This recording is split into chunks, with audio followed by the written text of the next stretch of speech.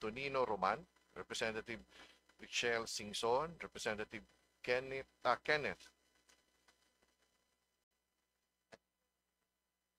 Tereng, Representative Rebecca Inares, Representative Arlene Ayon, Representative Christopher Gonzalez, Representative J.P. Pajernos, Representative Amado Bolilla, Representative Romeo Acop, Representative Saldi Villa, Representative Ricardo Cruz, Representative Joel Chua, Representative Irene Labad-Labad, Representative Roy Gonzalez, Deputy Minority Leader PM Vargas, and Representative Robert Nasal. May we also acknowledge the representatives from the Department of Budget and Management.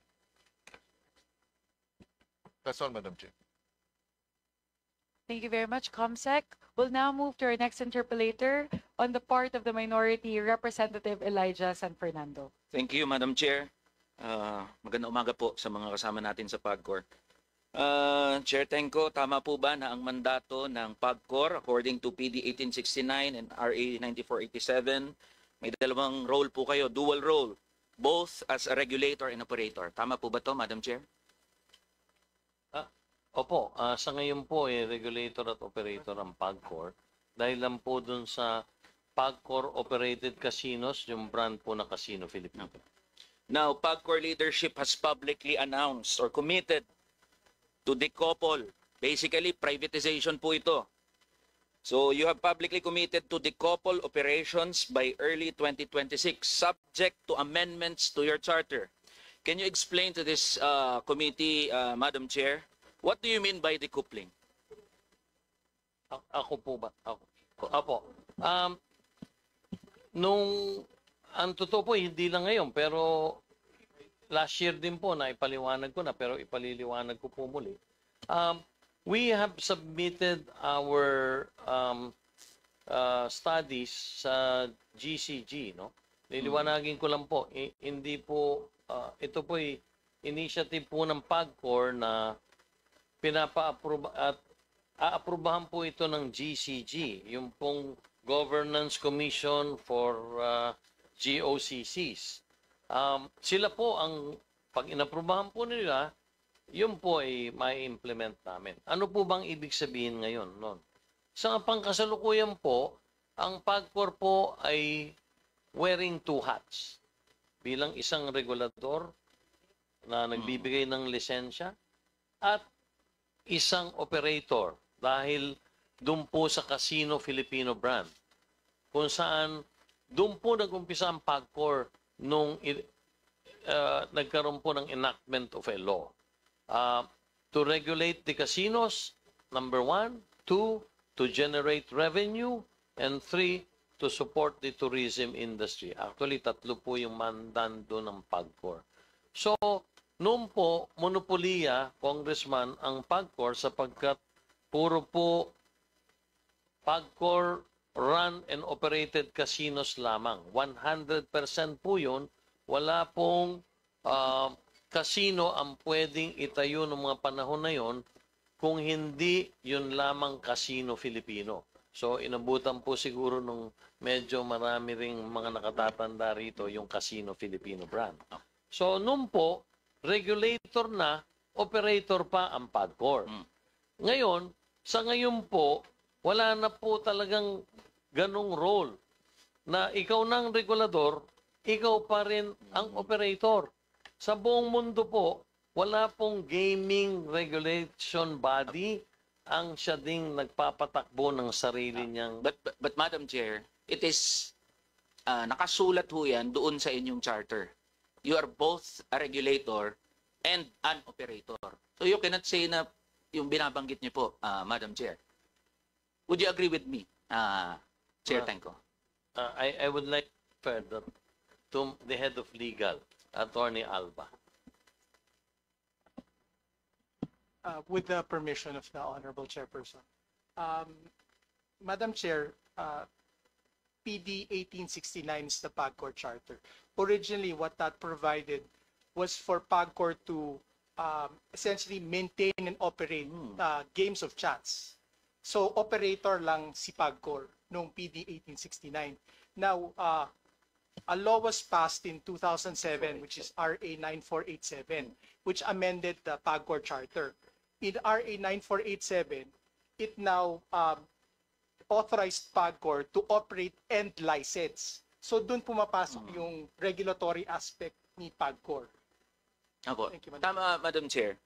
Kaya po, binabanggit ko yan at pinapa-explain ko sa inyo yan kasi you have committed to decoupling operations by early 2026 subject to the amendments of your charter.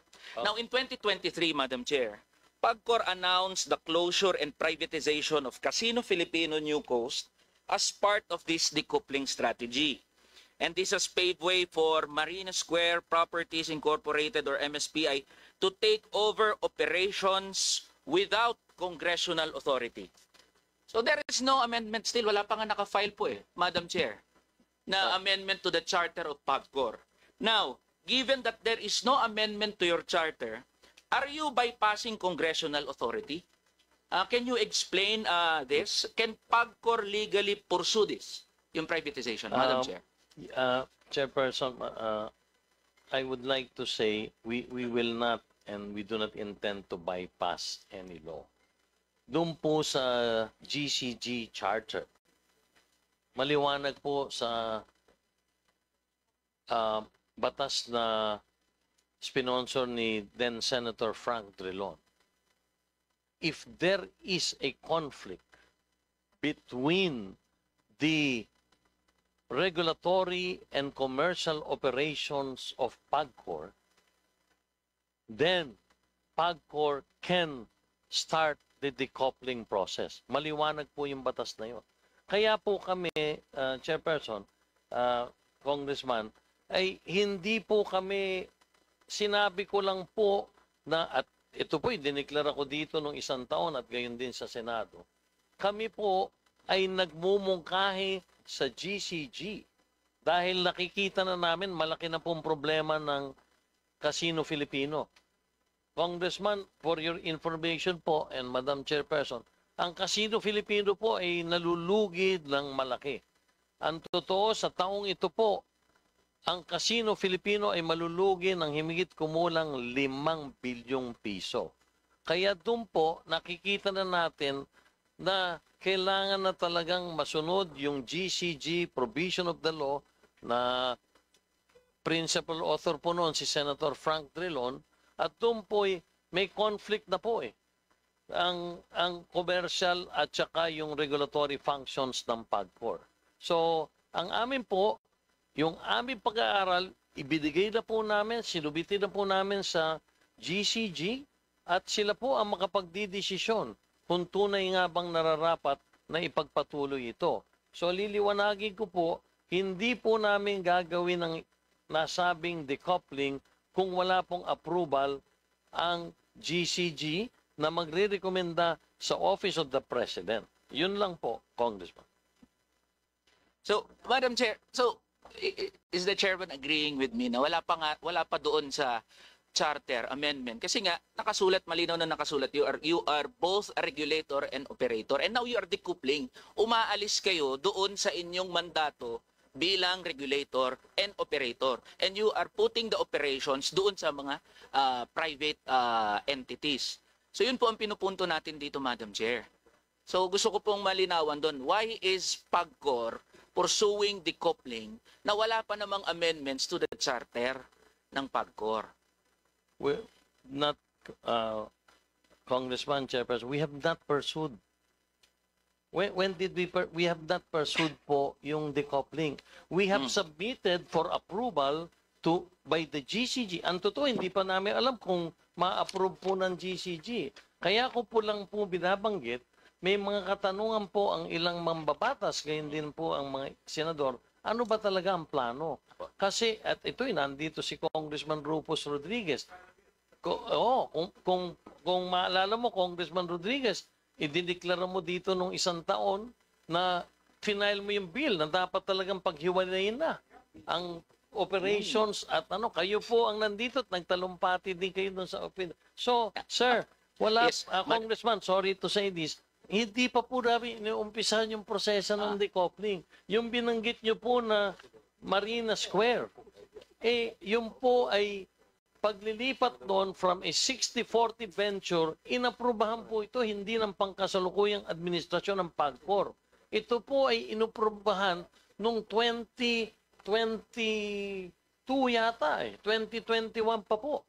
Wala pa po ako at hindi pa po yung current leadership ang nanunungkulan sa PAGCOR. Madam Chair, Oh. as early as July of 2023, PAGCOR chairman together with the PAGCOR management has decided to privatize the casino operations, targeting first the strongest and biggest income generator in the Casino Filipino brand, which is Casino Filipino New Coast. So this is a matter of record. The PAGCOR chair cannot say that they are not pursuing decoupling or privatization because it is a matter of public record. You have publicly announced that, Madam Chair, na ang pinupursu ng PAGCOR is decoupling, privatization. You are veering away from the mandate of PAGCOR, which is both a regulator and operator. Wala pa nga ho yung batas eh. Madam Chair, can I answer? That's why I would like to reiterate, we have not yet pursued the decoupling. We are awaiting the approval of the governance commission for GOCCs. Yung naganap po na tinutukoy ninyo doon sa Casino Filipino New Coast, ay yung po hindi po ako nag-approve doon. Ang nag-approve po noon yung nakaraang board. At ako po ay pinatupad ko lamang yung approval doon nakaraang board.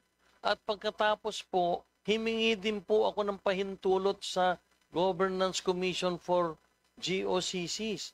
At meron po kasing kumakalat na hindi daw po inapprove ng GCG. Hindi po totoo yun. Meron po ako at I will furnish, Madam Chair, the copies of the approvals of my authority to execute such. And I will, Madam Chair, I will be submitting this to be able to clarify this matter. Ito po ay isang memorandum order signed by 5 members of the GCG, 3 commissioners, then the Secretary of DBM and the Secretary of the Department of Finance signed and approved this. And I have this, and Madam Chair, I will submit this to the committee so that you could look into the said remarks of our Honorable Congressman. Thank you, Madam Chair. Thank you very much, Yes. Chair Tenko. So once you furnish that to the committee, we'll also furnish a copy to Representative San Fernando to clarify the issue. Yes, Madam Chair. Thank you. Nire-raise ko po yan kasi sa BASF po natin for the 2026 SNEP. In 2026 SNEP already projects a privatization income of 100.98 billion for 2026. So we will be, that is most welcome to submit yung binabanggit po ni Chair Tenko. And please submit to the committee and ma-furnish po kami detailed privatization pipeline for 2026, including asset list, indicative valuations, sequencing, and risk adjustments. Madam Chair. Madam Chair, hindi ko po sinambit yung privatization na sinasabi nilang income. Baka hindi po ako yung ahensyang tinutukoy ng ating congressman. Opo, actually, just to clarify, I would agree with Chairman Tenko. The total amount as stated on the BSF with regard to privatization does not only cover privatization Yes po. covered under the jurisdiction of PAGCOR. If you would like details on that, Representative San Fernando, there are representatives here from the DBM, and they could furnish a breakdown of the sources of the privatization revenue as stated in the BASF. Thank you, Madam Chair. Welcome po. So kanina binanggit niyo po yun doon sa conflict of interest, no? So you publicly framed decoupling as necessary to remove conflicts of interest. So but instead of privatizing PAGCOR operations, why not retain operations and licensing within PAGCOR, but create an independent gaming regulatory authority for supervision? Thus, does this not achieve the same goal of eliminating conflict of interest while also retaining essential revenues for the government? What is your official position on